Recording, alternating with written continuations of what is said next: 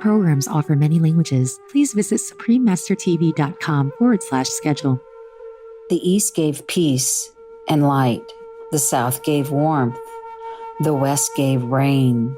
And the North, with its cold and mighty wind, gave strength and endurance. Everything the power of the world does is done in a circle. Please continue watching to find out more.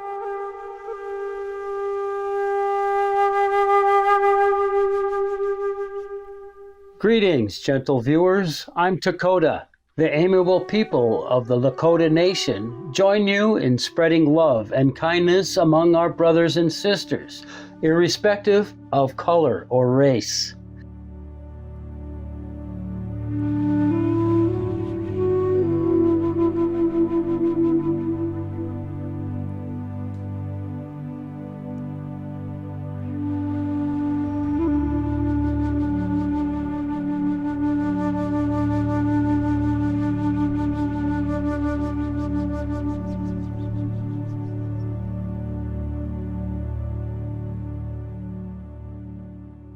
In today's program, On the Good Red Road, selections from Black Elk Speaks, Part 2 of 2, will continue to share some of the wise remarks recorded in the book Black Elk Speaks.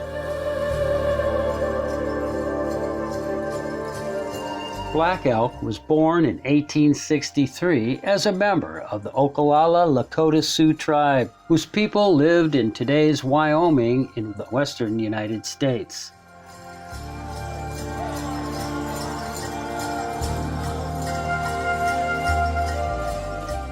Starting at age 9, Black Elk was led by inner visions to protect both the indigenous lands and his people.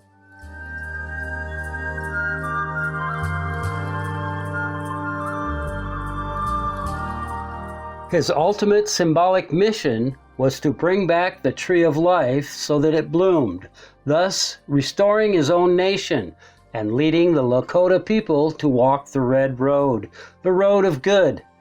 Black Elk was revered by his fellow tribespeople as a holy man who could also heal injury and sickness through the grace of God or the Great Spirit. In 1930, Black Elk agreed to an interview by John Neihardt, an American writer and poet. Mr. Neihardt later published the book Black Elk Speaks, a vivid and moving account of Lakota life and spiritual traditions.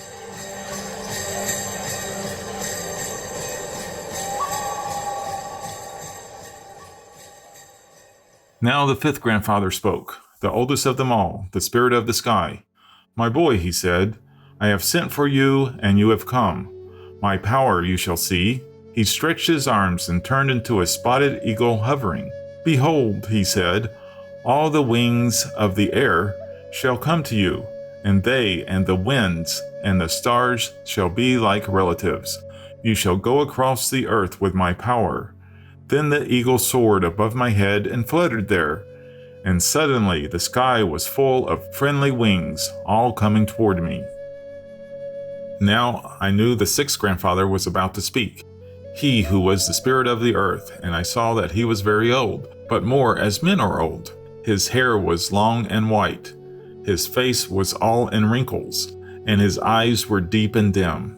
I stared at him, for it seemed I knew him somehow, and as I stared, he slowly changed. For he was growing backwards into youth, and when he became a boy, I knew that he was myself, with all the years that would be mine at last.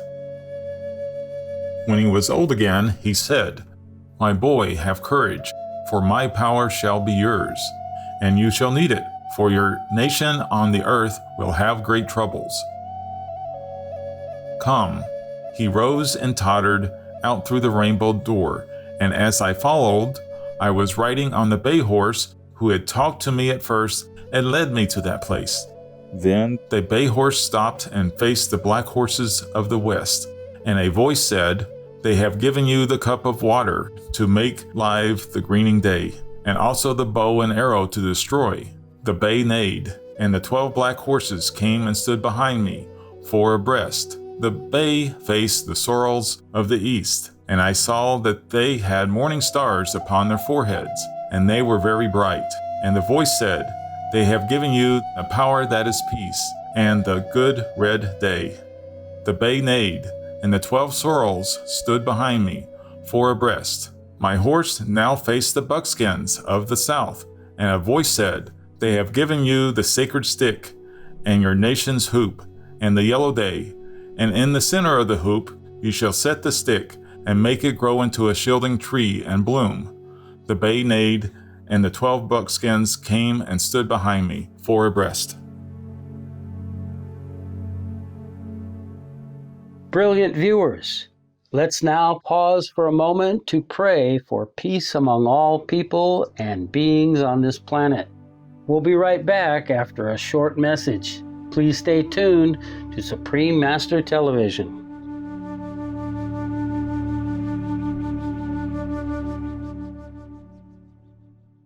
Welcome back, ingenious viewers. The vision Black Elk had was truly remarkable.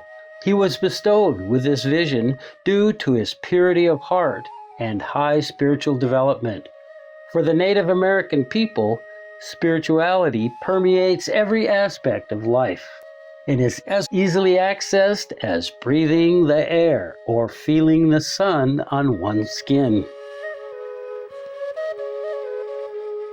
You have noticed that everything an Indian does is in a circle, and that is because the power of the world always works in circles, and everything tries to be round. In the old days, when we were a strong and happy people, all our power came to us from the sacred hoop of the nation, and so long as the hoop was unbroken, the people flourished. The flowering tree was the living center of the hoop, and the circle of the 4 quarters nourished it. The east gave peace and light. The south gave warmth. The west gave rain. The north, with its cold and mighty wind, gave strength and endurance. The knowledge came to us from the outer world with our religion. Everything the power of the world does is done in a circle. The sky is round, and I have heard that the earth is round like a ball, and so are all the stars. The wind, in its greatest power, whirls. Birds make their nests in circles, for theirs is the same religion as ours. The sun comes forth and goes down again in a circle. The moon does the same, and both are round. Even the seasons form a great circle in their changing, and always come back again to where they were. The life of a man is a circle, from childhood to childhood, and so it is in everything where power moves. Our teepees were round like the nests of birds, and these were always set in a circle, the nation's hoop, a nest of many nests, where the Great Spirit meant for us to hatch our children.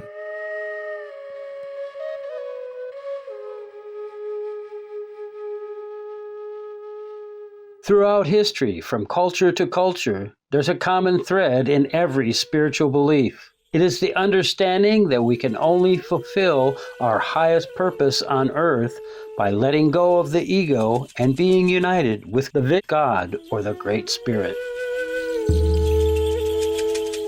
According to Black Elk's account, the use of any spiritual vision first requires that the vision be given away, shared with others who can witness its intent as being for the greater good.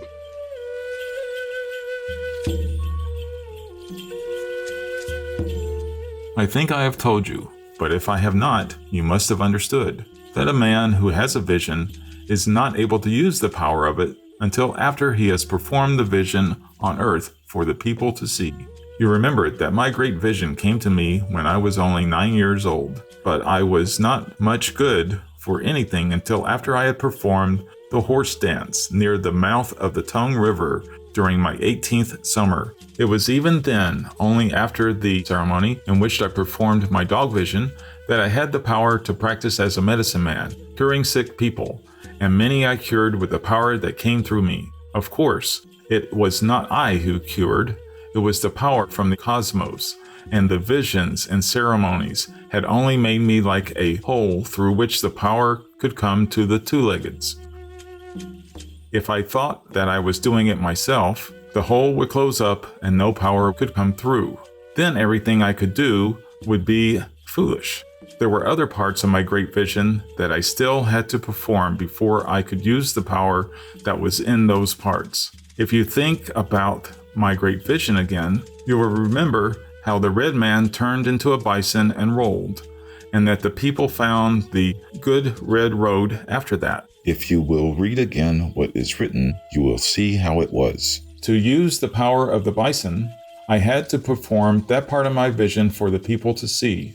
This ceremony was not a long one, but it had great meaning because it made a picture of the relation between the people and the bison, and the power was in the meaning. It is from understanding that power comes, and the power in the ceremony was in understanding what it meant. For nothing can live well except in a manner that is suited to the way the sacred power of the world lives and moves.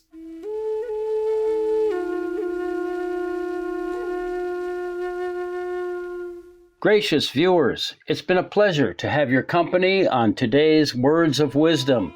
Coming up next is Supreme Master Ching Hai, Vegan, on the harmful effects of meat, Part 5, Cruelty to our animal friends, right after noteworthy news. Please stay tuned to Supreme Master Television for more enlightening programs. May the purity of your heart be forever safeguarded by the Great Spirit of Heaven.